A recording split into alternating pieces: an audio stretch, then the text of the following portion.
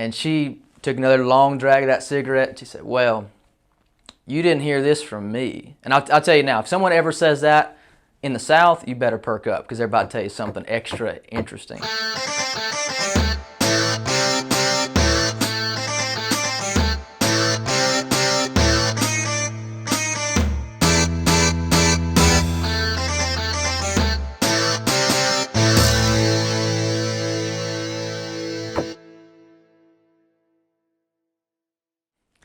You know, I'm that guy at the party. If you don't have something nice to say, come sit next to me. We'll have a good time. And I say that because I was at a roofing conference a few years ago, and I was, networking a little bit, talking, drinking a little too much, just having a good time. And there was this company, we'll call it X company.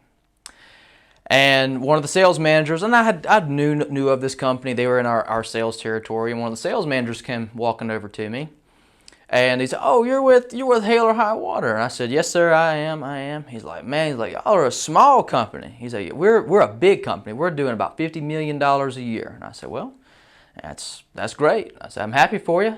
He's like, "Yeah." He's like, "Son, now keep in mind, in the South, if somebody calls you son, they better be a lot older than you.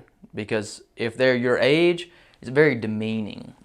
And so he said, "Son, if you ever need some coaching, you let me know." And this guy's a couple years older than I am. And I was trying to be nice. I was like, "No," I was like, "Man, I don't really want to be a part of whatever you got going on there. Some kind of, Grant Cardone, fast-talking, Jordan Belford sales tactics you're doing. I don't want no part of it." So I politely excused myself and didn't think much of it. And he was kind of rude. He kind of gave me a hard time. And a few months go by, and I'm at a distribution house picking up some materials. Now, I'll stop that story to kind of tell you another story.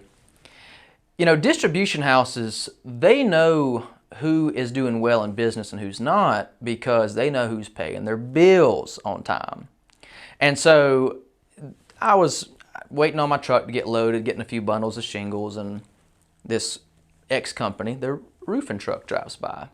And there's the receptionist. She was outside taking a smoke break, and I said, "Hey, there's X company. They're a $50 million company. They're doing good." And she said, "Mm-hmm." And she kept on smoking that cigarette. And I thought, man, she's piqued my interest. So I kind of got a little closer. I said, "You seem a little bit hesitant about that. They're not doing good?" And she took another long drag of that cigarette, and she said, "Well, you didn't hear this from me." And I'll tell you now, if someone ever says that in the South, you better perk up, because they're about to tell you something extra interesting. She said, "You didn't hear this from me, but they have been late on their bill, and they're 2 months behind on their bills." And I said, "Oh, I'm sorry to hear that." I said, "I hope they get that straightened out and they get that handled. I'm sure maybe a little bit of cash flow issues, something like that. I'm sure, a company that big does have cash flow issues, growing pains and whatnot." And so my forklift came by and loaded my truck up, and I didn't think much of it. A couple more weeks go by. I get a phone call. Don't recognize the number. I pick it up. It's that same sales manager from the conference. He calls me. He says, "Hey, Steve," he says, "Hey, I hope you're doing well." And he's super polite on the phone. "So hope you're doing well. I just want to check in and see if you guys had any positions available for a sales manager." I said, "Well," "not really." I said, "That's my job. That's what I do." I said, "So I'm not going to give you my job." I wouldn't think too highly of that. And I said, what's going on?" He said, "Man," he's like, I got an email from X company, and I've unfortunately lost my job. The company's gone bankrupt, Chapter 13, and then they're shutting the doors." And I said, "So you were giving me such a hard time, flashing that Rolex, telling me about how you're going to teach me how to run a good roofing company or something like that, and now you are calling me asking for a job? Man, that takes balls." And the phone kind of got quiet for a second. And I said, "Look, let me tell you something." I said, "I'm not going to hold that against you." I said, "Things happen. Sometimes our egos get ahead of us." I said, "It's happened to me before." I said, "Look, we don't have any positions open for sales manager, because that's what I do. I said, but I said, we're always looking for good sales reps. And he said, no, I don't want to do that.